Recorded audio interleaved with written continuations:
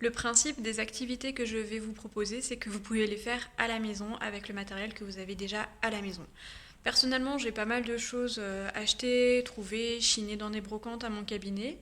Comme je suis confinée à la maison, n'est-ce pas, eh bien j'ai fouillé mes placards pour trouver des activités et des objets que vous avez également à la maison et je vous montre ça tout de suite.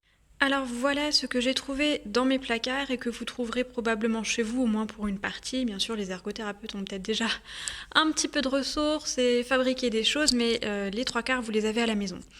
Un jeu de cartes. Alors celui-là, il est tout mignon, tout petit, on s'en fiche. L'histoire, c'est d'avoir un jeu de cartes. Des dés que vous trouvez dans toutes les boîtes de jeux. Alors, on n'est pas obligé d'avoir un dé comme ça, mais c'est sûr que c'est tout mignon.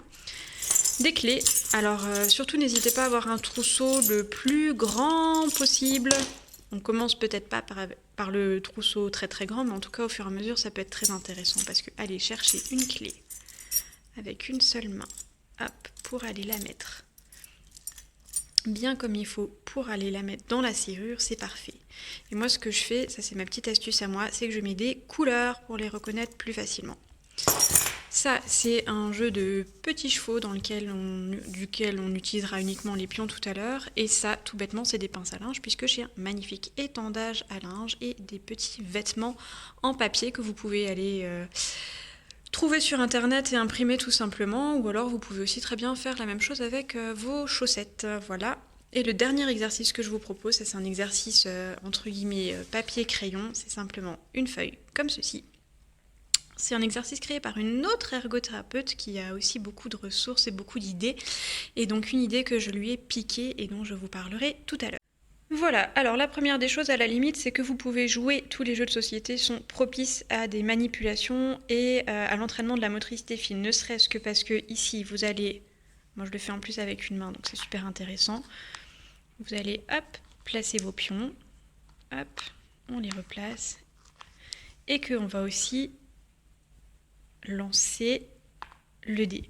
Quand on lance le dé, donc je l'attrape, je le mets dans la paume de ma main, je secoue ma main, j'ai fait la petite cuvette et je lance. Et je prends mon petit pion et j'avance. Alors bien sûr pour sortir on fait un 6, etc. Si vous trouvez que ce jeu est magnifique, sachez que je ne sais plus du tout où je l'ai acheté et que n'importe quel autre jeu avec n'importe quel autre design fera tout aussi bien l'affaire. J'ai déjà montré un petit peu tout à l'heure, mais l'idée du porte-clés, c'est d'attraper une clé avec une seule main. Quand vous faites des choses dans la vie de tous les jours, essayez d'y penser à quel moment vous faites travailler vos mains et à quel moment vous faites des exercices de motricité fine, même sans vous en rendre compte. Moi, ça, c'est un exercice qui m'est venu un soir en rentrant des courses, quand je voulais ouvrir la porte de ma maison et que j'avais dans une main le sac à courses et dans l'autre main mon jeu de clés. Donc, vous pouvez demander aux enfants d'aller chercher le courrier. Et donc, hop, on manipule jusqu'à trouver la bonne clé. Alors, pour moi, hop, la clé de la boîte aux lettres, c'est celle-ci. Et la voici, prête à être mise dans la boîte aux lettres. On tourne, petit mouvement de poignet, toujours la pince. On ouvre la boîte aux lettres, on referme, tac. Et ensuite, on peut rentrer à l'intérieur de la maison. Comme pour ceux pour qui c'est trop difficile, on peut commencer déjà par trifouiller un petit peu en partant de la table. Et au fur et à mesure, on se rajoute des clés, on s'interdit la table, etc. Et on en a déjà un petit peu parlé. Donc, alors déjà, je prends un dé, je le mets dans la paume de ma main. Je prends un dé, je le mets dans la paume de ma main. Je prends un dé, je le mets dans ma paume de la main. Dans la paume de ma main. En fonction de la taille de la main de votre enfant, vous pourrez prendre, il pourra prendre plus ou moins 2 dés. Après, l'idée, c'est de refaire l'inverse. Je pose un dé, je pose, hop, j'en ai un qui m'a échappé, tac. Et on voit bien toute la mise en jeu de tous les doigts pour aller faire cet exercice. Un autre exercice qu'on peut faire avec un dé. Celui-là, cet exercice-là, vous le faites avec autre chose qu'avec des dés, c'est très bien avec des jetons, avec des boutons de bouteille, peu importe, des objets qui ont à peu près cette taille-là. Maintenant, j'ai mon dé et je vais vous demander de me donner le numéro 6. Et là, vous avez vu mes doigts bouger.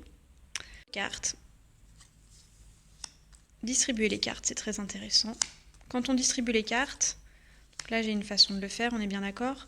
Comme j'ai pas mes 2 mains libres, c'est compliqué, mais ça c'est une façon de distribuer les cartes. Ce qu'il faudrait éviter en fait, c'est que l'enfant n'utilise qu'une main, ou alors vraiment qu'il fasse les choses très bizarrement. Ça peut être aussi une façon. Tu prends 2 cartes, 3 cartes, 4 cartes, et hop, tu les poses. Une carte, 2 cartes, 3, 4. Après, jouer aux cartes, c'est une activité intéressante, hein, parce qu'a priori, vous tenez vos cartes dans une main, et avec votre autre main, vous allez...